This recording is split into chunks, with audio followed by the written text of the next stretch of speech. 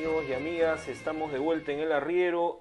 Estamos hoy conversando con la congresista Verónica Mendoza sobre el proyecto de ley de ordenamiento territorial que ella ha presentado al Congreso con el respaldo de la bancada del Frente Amplio AP y otros congresistas de otras bancadas que también han respaldado este proyecto. Verónica, hemos hablado sobre un poco el espíritu de la norma, la lógica que hay detrás de plantear y la urgencia, ¿no?, que hay sobre este tema, pero ya en este momento en el Perú hay posiciones muy definidas en algunos actores sobre el ordenamiento territorial que tienen que ver con lo que ya se estaba haciendo. O sea, no es que el ordenamiento territorial no exista en la normatividad y hay regiones en las que se ha avanzado ya en ordenar el territorio o que han hecho diagnóstico de zonificación económica y ecológica. Y ahí te quería preguntar, en primer lugar, ¿cuál es el rol de los gobiernos regionales en la propuesta que estás planteando?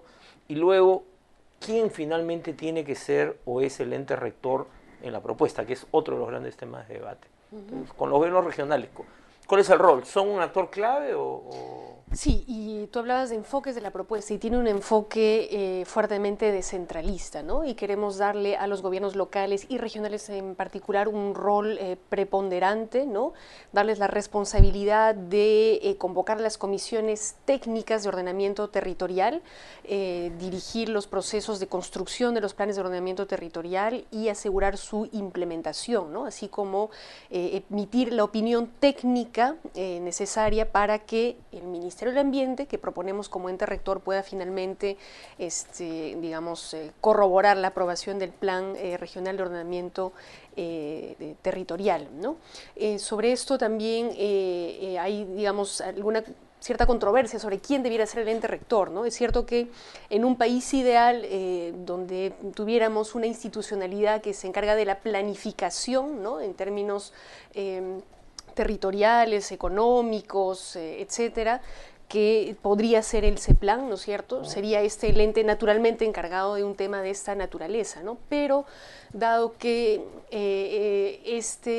digamos, tiene alguna debilidad institucional y dado que por otro lado el Ministerio del Ambiente en los últimos años se ha venido ocupando del tema e incluso ha recibido encargo de lo mismo a través de diversas leyes y normas vigentes, consideramos que lo mejor es que sea quien continúe con la tarea que viene impulsando en alguna medida y que ha permitido que ya 9 gobiernos regionales, como mencionabas tú, tengan su zonificación económica y ecológica aprobada, otros 3 estén a puertas de aprobarlas este año y con esto ir encaminados hacia la aprobación de sus planes de ordenamiento territorial, ¿no? Ahora, algunos diagnósticos, conozco por ejemplo el caso de Puno, no se caracterizaron, por lo menos en la anterior gestión regional y al inicio de la actual, ahí en Puno, por ser procesos participativos.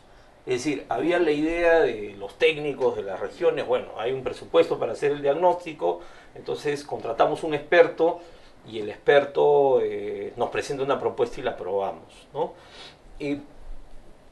¿Por qué es tan importante que se dé la participación, que además está planteada en varias fases de la propuesta? O sea, ¿cuál es la razón? Porque uno podría decir, bueno, está bien que participen al comienzo, o de repente al final, para discutir ya lo final, pero ¿por qué es tan importante en este tema que las organizaciones, las comunidades, en fin, participen? ¿Cuál es la razón? Porque ya en la práctica y en la realidad el territorio, como decíamos hace un momento, lo configuran todos los múltiples actores, ¿no?, de sociedad civil, comunidades, inversionistas, etcétera, y el territorio es eso, decíamos, no solamente es el espacio físico, los recursos, sino la ciudadanía con sus diversas dinámicas económicas, sociales, culturales. Eso es, todo eso en su conjunto, visto de manera integral, lo que configura el territorio, para empezar, ¿no?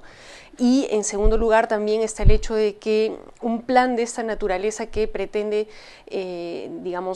dirigir el desarrollo de una determinada localidad, provincia o región en el plazo de 10 años tiene que ser el resultado de un proceso ampliamente participativo, porque quienes van a impulsar su implementación, claro, digamos, normativamente y en términos de política será el gobierno regional o el gobierno provincial, pero quienes en la práctica van a implementarlo son los ciudadanos, las comunidades, los distritos, los diversos actores que actúan e interactúan en el territorio. Ahora, pero ¿qué pasa cuando de repente la gente y el gobierno regional están, no sé, definen que esta es una zona, no sé, que tiene vocación agrícola, entonces que se van a realizar proyectos de riego, por decir algo en este momento, ¿no?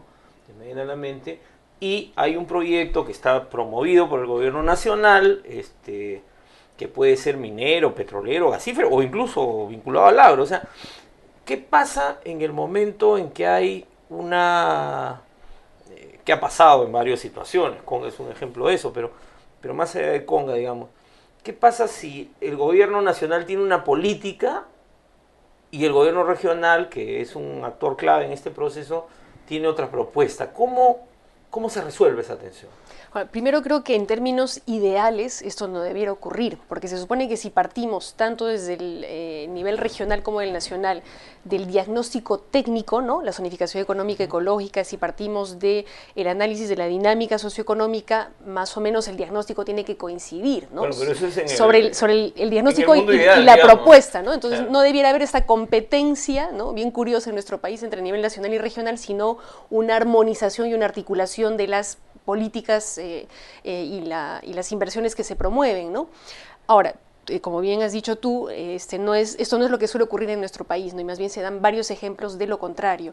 Entonces, estamos planteando un esquema en el que, bueno, primero hay, digamos, un intercambio constante y una retroalimentación constante entre el nivel local, regional y nacional, que debiera permitir ir, articulando y armonizando esas propuestas, pero que en el caso de que no se diera esta armonización a través de un esquema de audiencias públicas, se implementara un debate técnico en el que ambas propuestas, regional y nacional, deban sustentar la viabilidad, la sostenibilidad de su planteamiento y resolverlo de esta manera, ¿no? Aun cuando planteamos que, digamos, la decisión final le debiera competir al ente rector, ¿no? Pero en la medida en que esto es sometido... El Ministerio del Ambiente, claro.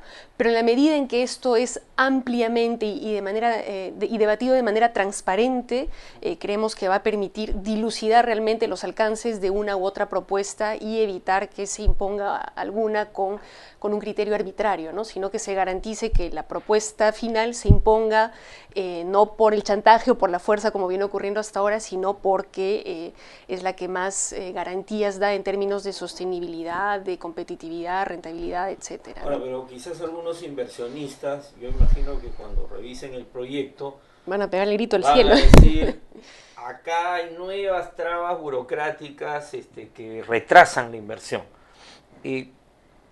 ¿Cómo se resuelve eso?